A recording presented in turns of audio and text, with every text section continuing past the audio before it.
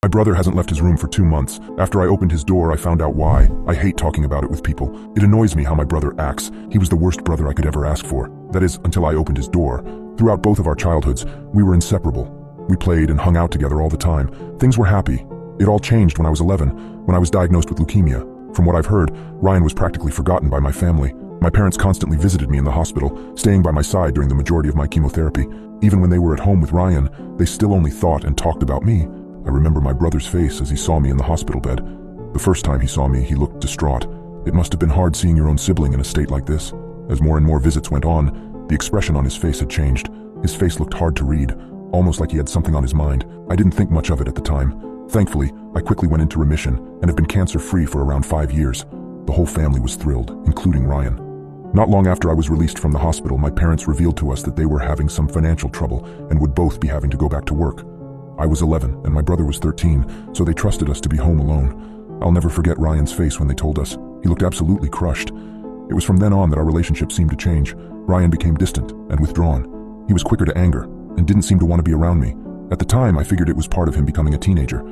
While this behavior continued for the next 5 years, it was only around 3 months ago when his behavior began to get stranger. It started after he finished his senior year of high school.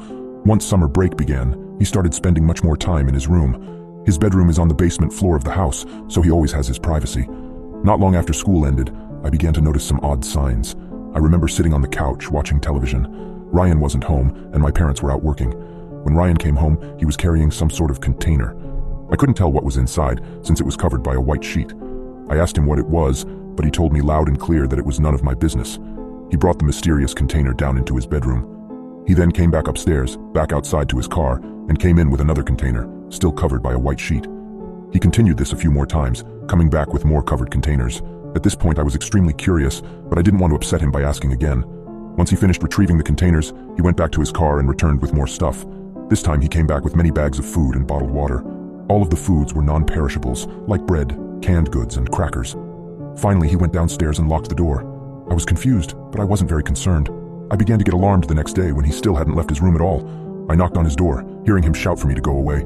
I tried pulling it open, but it wouldn't budge. He must have did something to lock it from the inside. Eventually, my parents got concerned too. They tried to open the door, but Ryan convinced them not to care. He told them that he was an adult and that he had food and water to sustain himself. They gave in, not wanting to argue after a long day of work. I, however, refused to give up.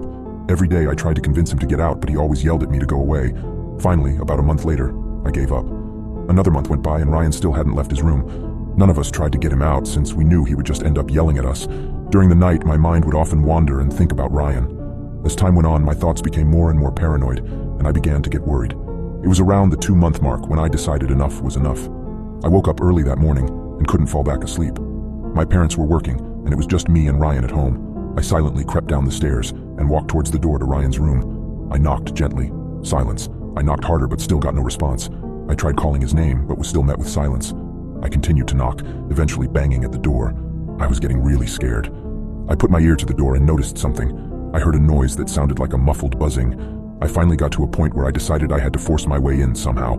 I went in the garage, retrieved a baseball bat, and headed back to Ryan's door. I struck the door. As the wood broke, I was hit with a horrific stench and a swarm of flies flying out. Suppressing a gag, I turned on my phone's flashlight and headed downstairs.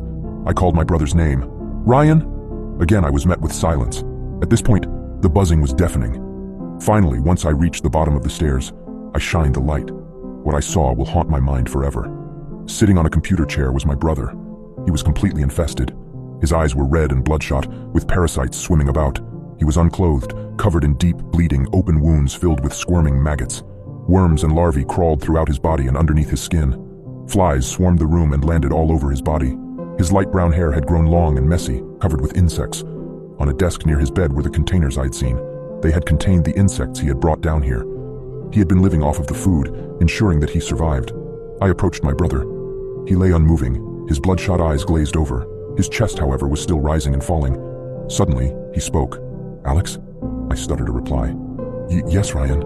He spoke quietly and eerily calm, his voice a rasped whisper. "Do you think Mom and Dad will finally care about me again?" It was at the moment where everything finally made sense. Ryan had felt abandoned since my diagnosis with leukemia. It only worsened as my parents both started working longer hours.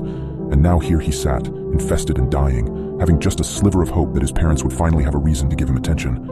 Tears were falling down my face now. Of course they will. Barely 20 minutes later, the ambulances arrived. My parents rushed home from work and couldn't stop sobbing once they saw Ryan in his current state.